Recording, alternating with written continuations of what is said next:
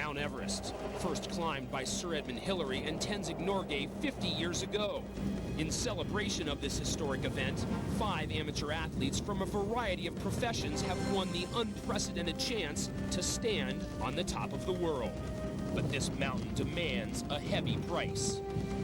1 of every 6 climbers will not survive. Alive. As the air grows thinner and the team climbs higher, tensions mount. It almost seems like it's a race sometimes. Because there you are up there, and you don't know I'm at my limit and can't use my hands, so I'm not going to go find you, you know, and you're not coming back to find me. We have 18 hours of oxygen. If we can't do what we need to do in those 18 hours, then we pay a huge price. Constant reminders of bad judgment remain. Join us on our epic expedition as we climb Mount Everest and see who survives to reach the top of the world. Amateur athletes from across America applied for Moab's rock, river, and sand. Then, the Rocky Mountains' bitter cold and altitude.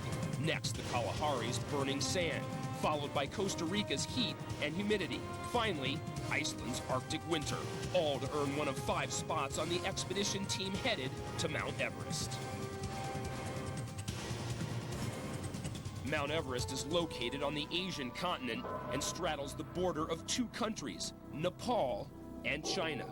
The 5 climbers who comprise the Global Extremes team are committed to this opportunity of a lifetime. I'm Jesse Rickert. I'm from Gunnison, Colorado, and I want to climb Mount Everest because it's the highest mountain in the world. Jesse's a carpenter.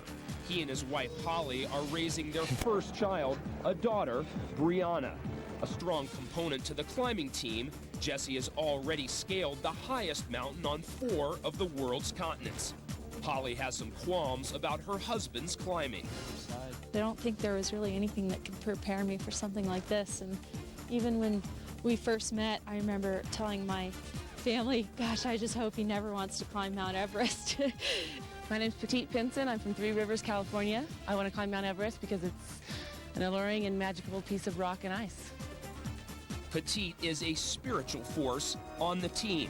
She works as an alternative education teacher and spends her free time practicing yoga, playing music, connecting with nature, and with her dog, Miles. If I find myself on Everest attempting the summit with me, I will have a picture of my family, so they'll be there with me.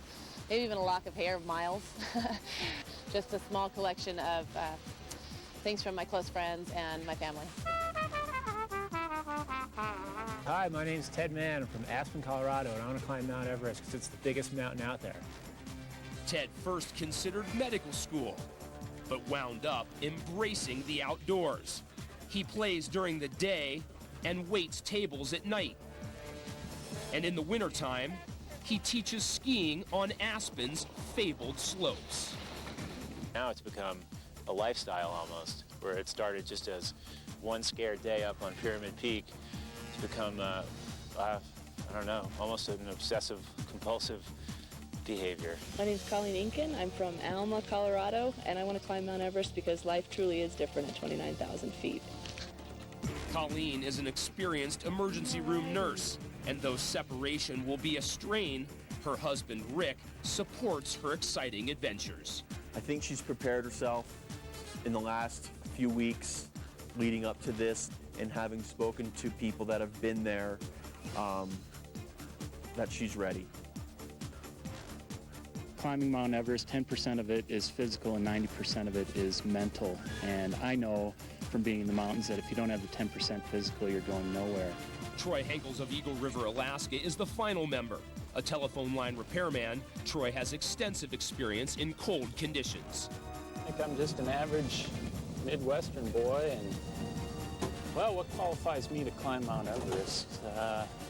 Spent about 16 months in Antarctica doing search and rescue stuff, and I think I've been slowly building my experience in the mountains and mountaineering for quite a few years, so I think it's time. I think it's time to head to Everest. The 5 global extremists have come to the north side of Everest on the Tibetan Plateau. Unlike the Nepalese approach, which is a narrow trail, North Side Base Camp is accessible by 4-wheel drive SUV. The Toyota 4Runners have been an integral part of the expedition across 5 continents.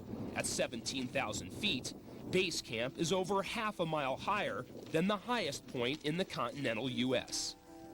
Here the team will trade in their forerunners for yaks. Before heading up the mountain, the climbing team receives the ancient and mysterious puja, a Buddhist blessing bestowed by Tibetan monks.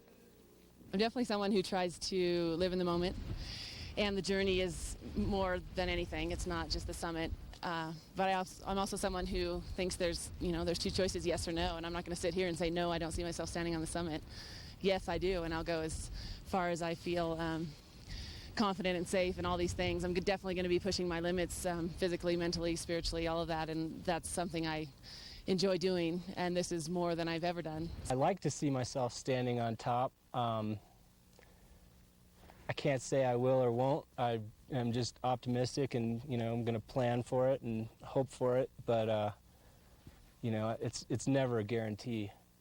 Himalayan beasts of burden, the yaks carry thousands of pounds of supplies, only as far as the next camp. The climbers pass intimidating seracs, towering columns of ice left behind by glaciers that retreated thousands of years ago. The first climb is a 2-day, 13-mile trek to advanced base camp at an elevation of 21,000 feet. Over the course of their Everest expedition, the team will repeatedly make this trip as they slowly acclimatize. Advanced base camp is on a glacial moraine, a rocky deposit from the Ice Age. Having just arrived, the climbers are feeling the effects of the rarefied air. I don't think I've ever walked so slow in my life. And what's so funny is that it's only going to get slower and slower. It's amazing what the human body can do, and that's exciting, seeing what the human body can perform and testing those limits. But it's more those moments when you don't want to continue and you are having doubts about yourself, and then you do, that you learn so much about yourself, and then you accomplish it, and it's a feeling like none other. Slow and steady. Everest has been a dream of mine. I think it is for any person that's a mountaineer. It's kind of the pinnacle of anybody's climbing career. Rocks give way to snow as they set out for their next destination, Camp 1 at the North Col. The North Col is a small plateau on the north ridge of Everest, exposed to the elements at 23,000 feet. From the incline below the North Col and onward, climbers will clip into ropes set in place. As they gain elevation, the oxygen becomes less and less in the thinning air. Its scarcity takes a toll on the athletes. I don't think the steep part's coming for quite a while.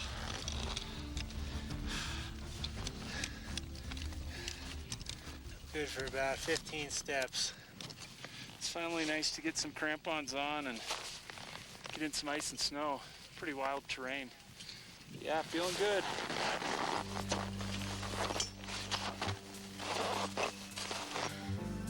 I'm humbled and inspired and tired. When I entered into Global Extremes, Mount Everest wasn't my one main goal, and now it's brought it into focus, and I've always been excited about expeditions and journeys and exploring, and now Mount Everest has become a big goal of mine.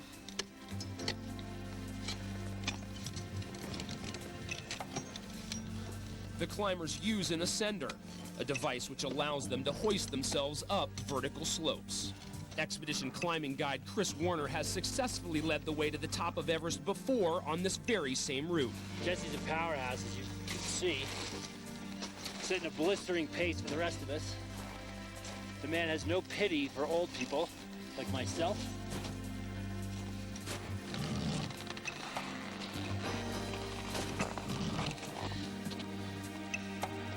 Now we're only 300 feet from the North Col, and it's pretty amazing looking down at where we started. I guess this is what they mean literally by breathtaking views. Global Extremes Mount Everest, Forerunners of Adventure. Brought to you by the all-new 2003 Toyota 4Runner. Larger, more powerful, more capable. Subway. Eat fresh. Expedia.com. Don't just travel, travel right. And by Rolling Rock Beer. Grab a rock.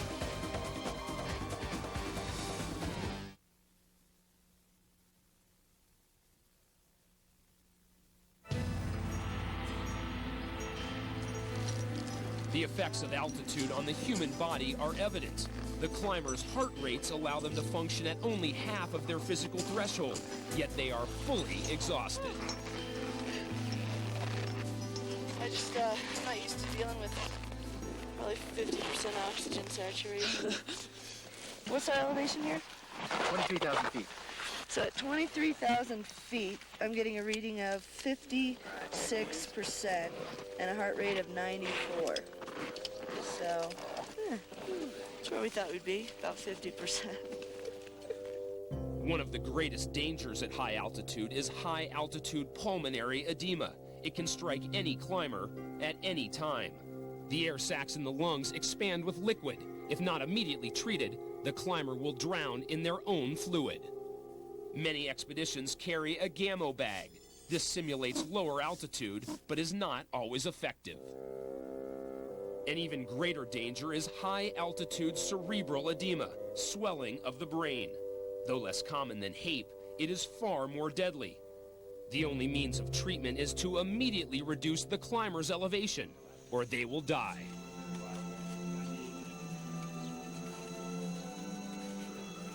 We're gonna have an early dinner, and then we're just gonna hunker down with some snacks. We both bought a book. Relax. We can see Camp 2 from here, so it's a little intimidating, but it's been a beautiful day. It's incredible. Yeah. Well, from the looks of it, it looks like, you know, if this was back home, I could do it in 15 minutes, but they told me to expect 4 to 8 hours, so I guess it's all pace. As the sun rises on the next day, there is no break in the process of adapting to altitude. Another grueling ascent of 3,000 feet is in store for the team as they force their way up to Camp 2 at 24,600 feet on the North Ridge. Despite half a century of technological advances, year-round conditioning, and fully supported expeditions, the basics of an Everest ascent have not changed. Since it was conquered, climbing Everest involves the endless routine of placing one foot in front of the other. Our Global Extremes expedition coincides and celebrates the incredible achievement of the first summit 50 years ago. Tenzing Norgay, a Tibetan Sherpa, and Sir Edmund Hillary, a former beekeeper from New Zealand, were the first to stand on top of the world. I can remember when Tenzing and I were climbing up the long, steep slope to the south summit. It was very soft snow. To me, it seemed a little bit on the dangerous side for a potential avalanche danger. I turned to Tenzing and I said to him, "Well, what do you think of it, Tenzing?" And Tenzing said, well, he didn't like it very much. And I said, will we carry on by this route? And Tenzing just thought for a moment, and he said, just as you like. So we carried on. I mean, I led down onto the ridge, and I cut steps all the way along the ridge. But here Tenzing and I were on top. That was a very satisfying moment. I think in many ways Tenzing was almost more emotional than I was. I, in a sort of Western fashion, reached out my hand to shake him by the hand, but that wasn't good enough for him. He threw his arms around my shoulders and gave me a hug, and I gave him a hug too. Hillary has returned year after year, establishing hospitals and schools throughout the region. On the mountain, things remain the same. Ordinary people realizing extraordinary dreams. When Global Extremes returns, as the altitude increases, so does the tension. I was watching out for myself, I was watching out for Jesse. I know I apologized to you guys, but I guess that wasn't enough.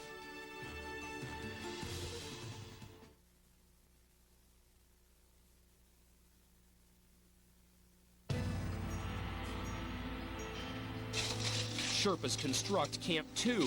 Natives of the Himalayas, the Sherpas are the lifeblood of most Everest expeditions, pitching tents, cooking meals, carrying loads, and establishing routes up the mountain.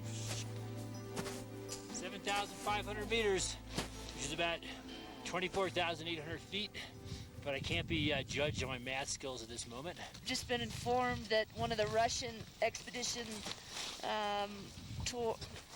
one of the Russian expedition's guys is up there dead. That doesn't just instill a lot of confidence in me. How you doing, Jesse? I'm doing good. Yeah. My gas tank's pretty much on E. Yeah, it definitely looked closer than it was. Morning, looked like it would take 20 minutes to get back home. 20 minutes per step. Despite his extensive experience, Troy appears to be the most affected by the altitude. I can't imagine anybody calls that fun. Hey Russ, we've all made it up to Camp 2 at 7,500 meters. Everybody's safely in the tent. I think people are learning the difference between being an endurance athlete and being a mountaineer. And Colleen had a breakthrough day today. She was probably the last to leave and the first to arrive at Camp 2, over. I'm sure an incredibly humbling day. Wow, to actually be up here. We've been staring at it from ABC. Wow, it's kind of roomy in here. Yeah. The relentless pace of pushing upward from camp to camp never seems to cease. The most critical part of today is that we're going to be climbing on rock. And up until this point, we've been climbing on snow. And the last 5,000 vertical feet of Everest really is a rock climb. And it's critical that these guys are able to climb on this rock up and over little boulders and stuff with their crampons on. And okay, the reason we inflict the misery of the rock scramble on these guys is that we've realized this is the make or break it place for climbing Everest. If you can't perform on this kind of terrain, you're definitely not going to be able to make the summit. Several of the global extremists have reached their own personal limits for the day. I think I'm going to head back around the corner and see how Jesse's doing. I'm feeling really weak today, pretty wiped out from the climb up yesterday, so we go see what he's wanting to do, if he wants to keep moving up or if we're going to retreat. So better to stick together than spread apart. My hands are really, really cold, and it's making me feel a little unsafe. So seeing as though this isn't the summit push and it's not necessarily one of those days, I just feel a little unprepared. Maybe I should have different mittens, and I haven't been here before, so I need a little more insight. So today, at this moment, I'm deciding to turn around and head down, and I feel comfortable with that.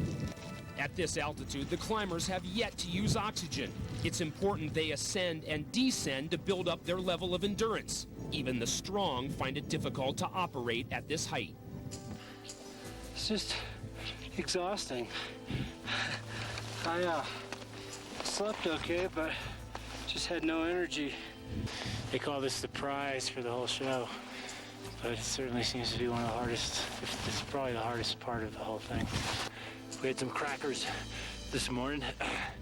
They weren't quite up to maybe working as hard as they think they might need to work, so we have an interesting conversation ahead of us. Back at Advanced Base Camp, the climbers confront Chris Warner about their concerns and fears. We were on a good track, and then something derailed us from where we were headed. And I know I played a role in that whole thing, and I just want to make sure that we all kind of have a chance to, figure out where we stand and how do we take the team and move it forward and upward. I was watching out for myself. I was watching out for Jesse. Petite came down. We all took the break we needed, and we all headed down together. I was taking my time getting ready, and I was going to go at my own pace, and by then Troy and Petite are back down. I'm like, great, I didn't really have a lot of motivation to head back up, so I didn't. Maybe I need to rely more on Chris, but when I'm in the mountains at that altitude, I also need to pay attention to what my body's telling me. One of the problems we had today was a lack of energy, and that might have been due to 3 days prior of going, faster than we needed to go. It's too much responsibility not to have seen you guys be pushed to your edge to know if you guys have it or not. If you want to see us at our limits, then why are you always way up there? And I might be at my limit an hour back, and you're up there. You don't know I'm at my limit because you're at the top already or whatever. As much experience as you have, I'm always going to get a second opinion, and that second opinion is going to be right in here. Yep. And I want that second opinion, and so... Because you're responsible for your own. Right, because there you are up there, and you don't know I'm at my limit, and can't use my hands, so I'm not going to go find you, and you're not coming back to find me. I screwed up the time. I know I apologized to you guys, but I guess that wasn't enough. And now you guys are stomping down the hill without even having the decency to call me up on the radio to say, hey, guess what, Chris? Jesse's not feeling good. Petite's hands are frozen. And, Troy, I tried my best, and this is as far as I could get. Now I think I need to go back. It almost seems like it's a race sometimes. And I know you'd say, oh, it's not, but, it does seem to be something that you're, really keeping close tabs on, and I don't think it's important at all. Summit Day is a race. We have 18 hours of oxygen. If we can't do what we need to do in those 18 hours, then we pay a huge price. We just did 2.5 days of or whatever, 2/5 of what a summit bid is going to be like, and I think we cracked a little earlier than I thought we would crack. After the discussion, Troy evaluates his own ability to complete this summit attempt. When we were traveling up to the North Col, the few times that we did, and up to Camp 2, I was pretty surprised by how wore out my body felt and how drained I really was. I have no doubt that I could push myself mentally very hard, push my physical side, and get quite a ways up Mount Everest. My concerns are getting back down safely. And for me, it's not worth the risk to try to get up there just for the sake of hitting the peak and putting myself possibly in danger as well as the team and not being able to get back down. So for those reasons, it's time for me to go home. The mountain will be there next year, it'll be there the year after, so if it's something that I'm really driven to do, I'll come back and tackle it another time. One of the best qualities that a climber can have is knowing when to retreat off the mountain. Pushing beyond your limits only endangers yourself and those in your expedition. With Troy out, only 4 remain. A storm hovers around the upper mountain. Will adverse weather prevent the team's shot at a summit?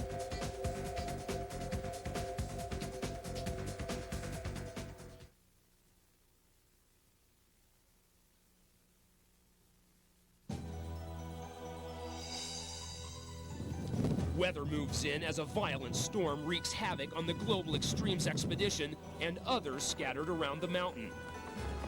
Base camp provides some refuge from the high winds. On the mountain, camps were decimated, forcing teams to retreat and postpone summit bids.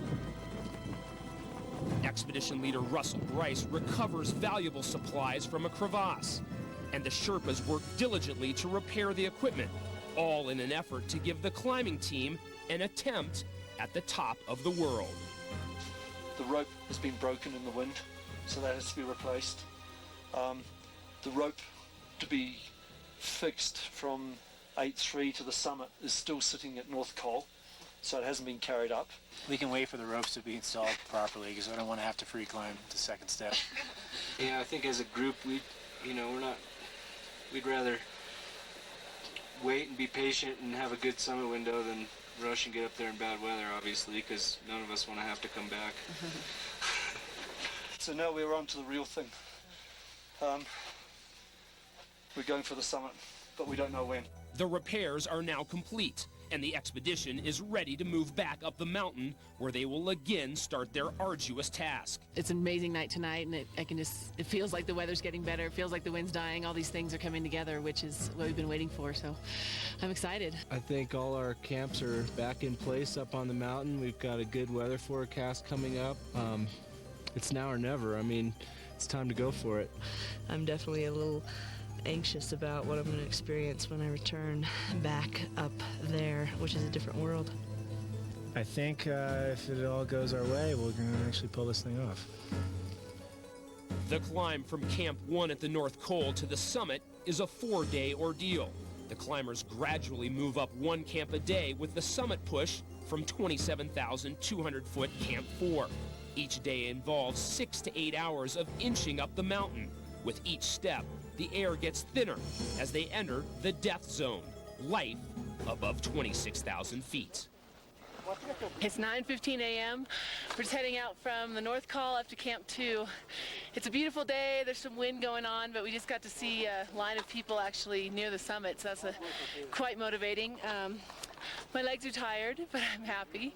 So it'll be a slow day. It's a long uphill slope.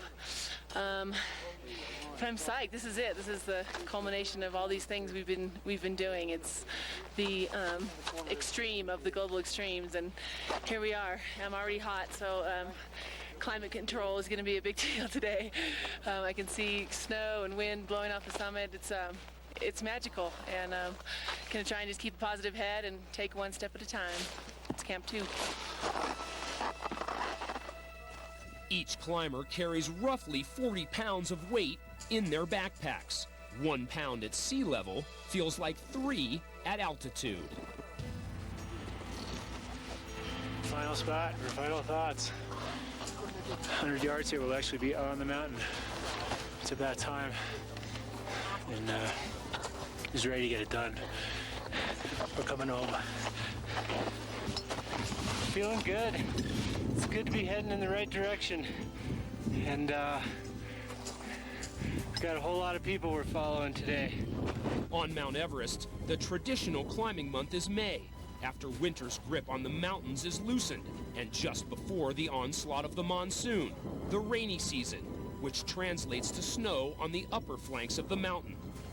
After the storm, perhaps because of the 50th anniversary celebration, this year, a record number of people set out for Camp 2 and ultimately the summit. Teams traveled here from around the world, with climbers from places as diverse as Kuwait and Africa. If everything goes well, Camp 3 is 2 days from the summit, but sleeping at 26,000 feet means surviving in the death zone, past the limits of human endurance. For some, such proximity to life or death is too close for comfort. Last night, I actually felt stronger than I have for a while. I think the oxygen really helped.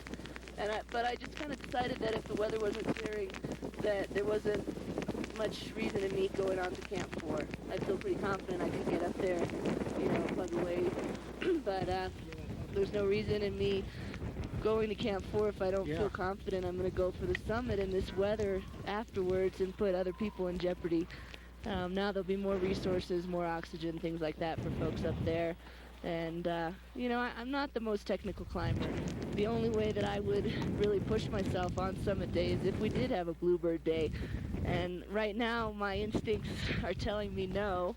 And Jesse's mom also, even though I don't know the woman, she had a good thing, which was just think for yourself. And so, for Jesse's mom, my mom, and myself, I'm going to head down. The crowds have created an emergency on the mountain, and a rescue team sets off in an attempt to save lives.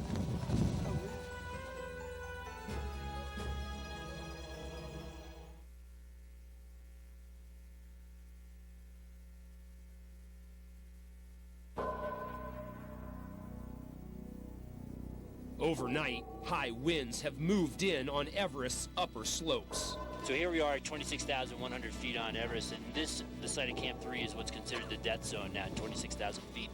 And that's an apt description for what's happening up here, I think. The weather forecasts were for winds up to about 20, 25 mile an hour. Instead, we're getting constant winds of 45 miles an hour, gusts a little higher than that. It's taking a lot of energy out of us, and I don't think any of us are worried about being here right now. What we're worried about is being up on the summit if these conditions continue. Right now, there's a lot of groups that are really pushing their way.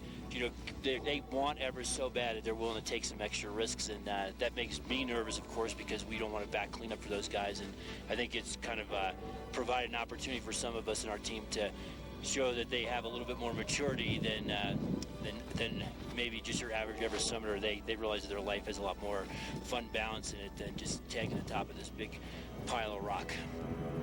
This day is reminiscent of May 10th, 1996, when too many people tried to tag the top of the world, but were faced with Mother Nature's full fury. The greatest disaster in Everest history occurred when late in the afternoon, a bottleneck of climbers had formed just below the top. In 1996, 15 people died on Everest, the most in a single year, including Rob Hall, the most successful guide of his time. On May 22, 2003, as the winds pick up, hundreds of summit seekers ascend Everest's upper reaches.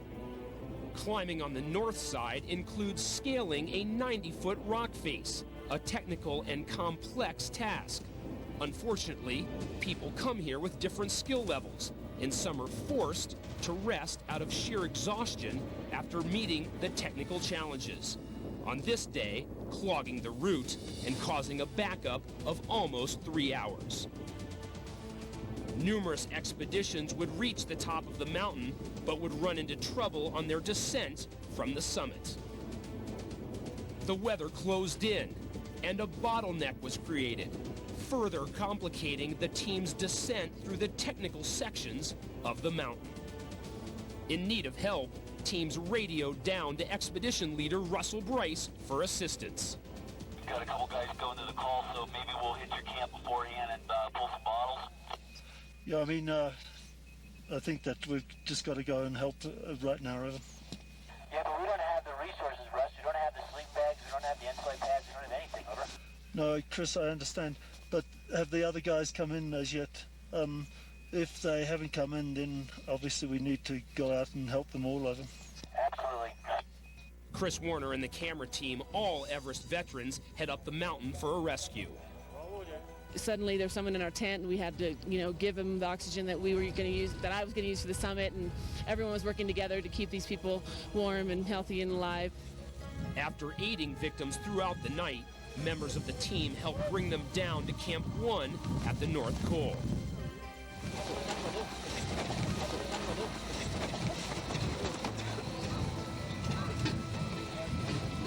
How you doing? I am alive. Right. Yep, thank you.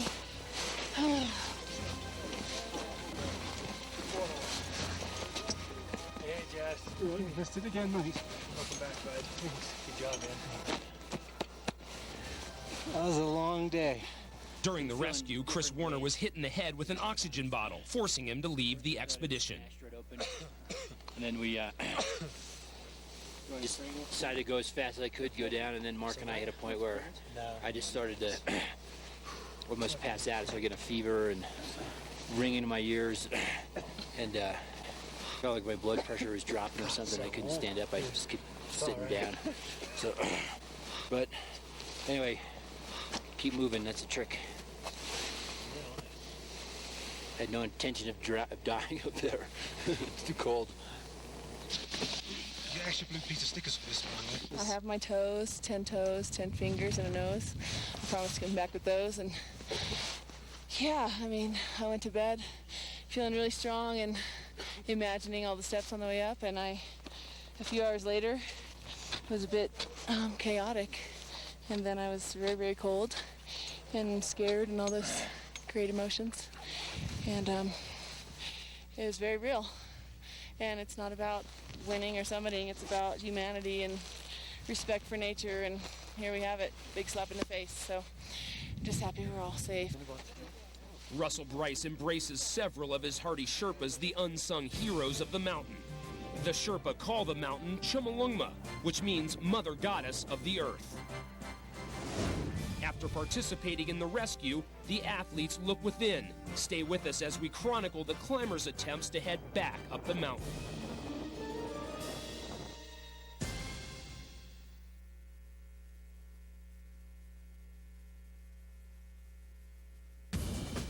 Global Extremes Mount Everest, Forerunners of Adventure. Brought to you by the all-new 2003 Toyota 4Runner. Larger, more powerful, more capable. Yahoo Sports, the official internet partner of Global Extremes. The United States Marine Corps, the change is forever. And Castrol GTX, the motor oil as advanced as your engine.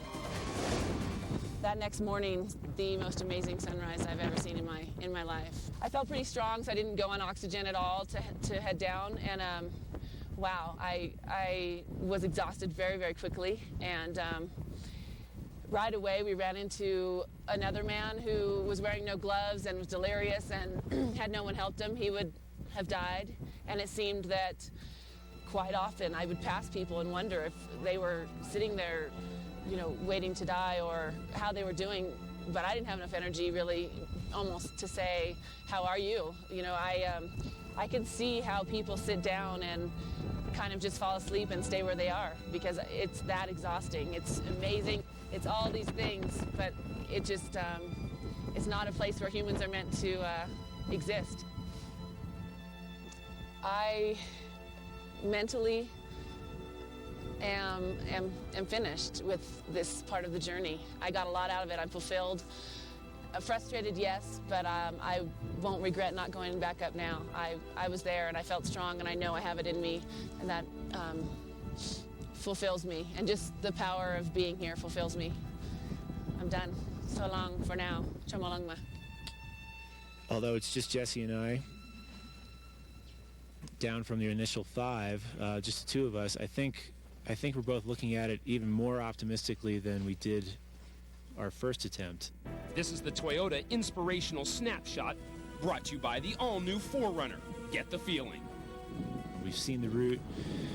We know what we need. We know what's required of us. There's really no surprises all the way up to high camp. It's almost like we took a little prep course on the whole thing, and now we're ready to give it our real final shot.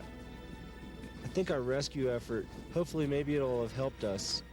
So we've seen the majority of the mountain. So we know the mountain really well now. We just have to hope we still have it physically in our bodies. So I think we do, and I think it's going to go really well.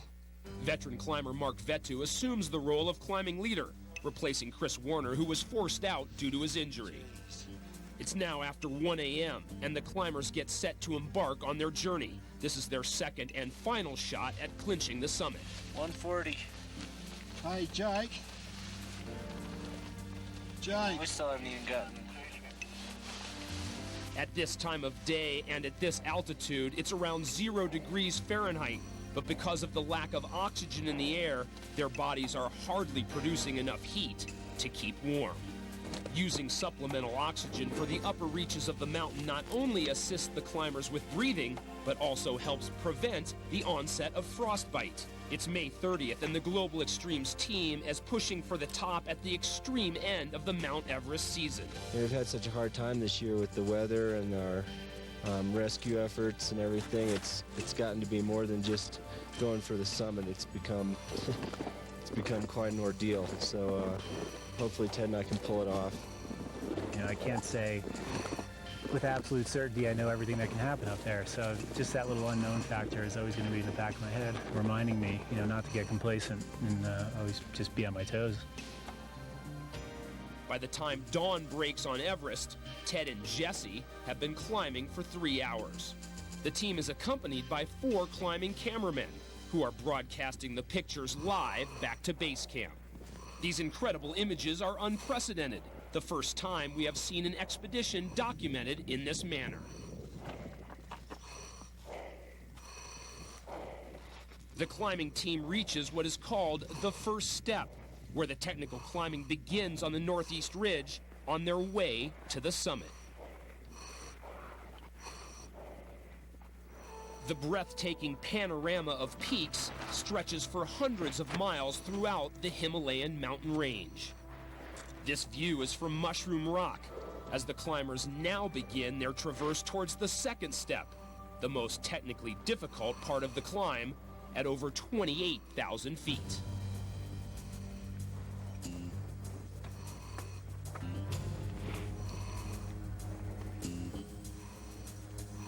The summit looms in the background as a goal. It's a daunting 1,000 vertical feet away, with the difficult second step still to be conquered.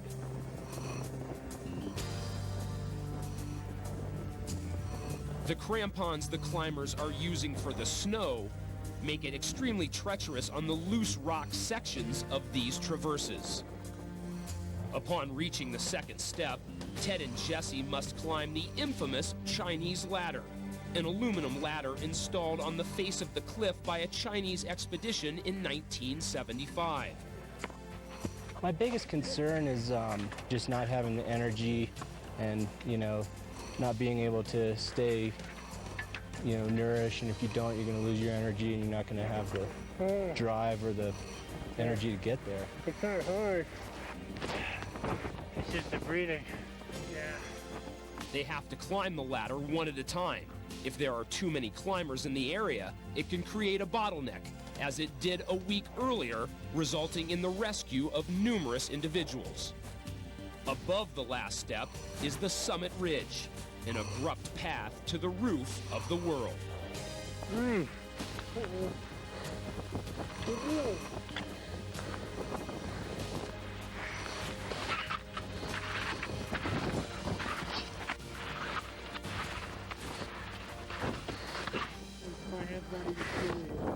We want to get up and get down.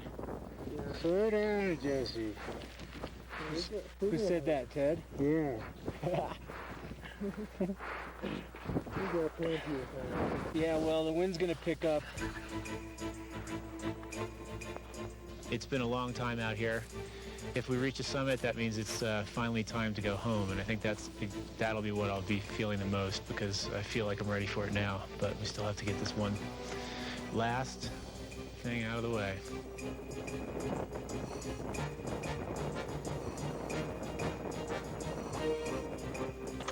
At the foot of the Rongbuk Glacier is base camp, where this expedition began nearly 2 months ago.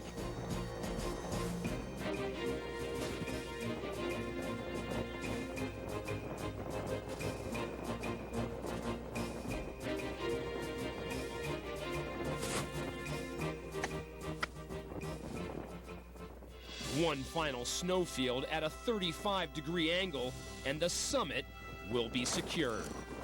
The highest point on Earth is only footsteps away. The extraordinary dream of two ordinary Americans is about to be realized.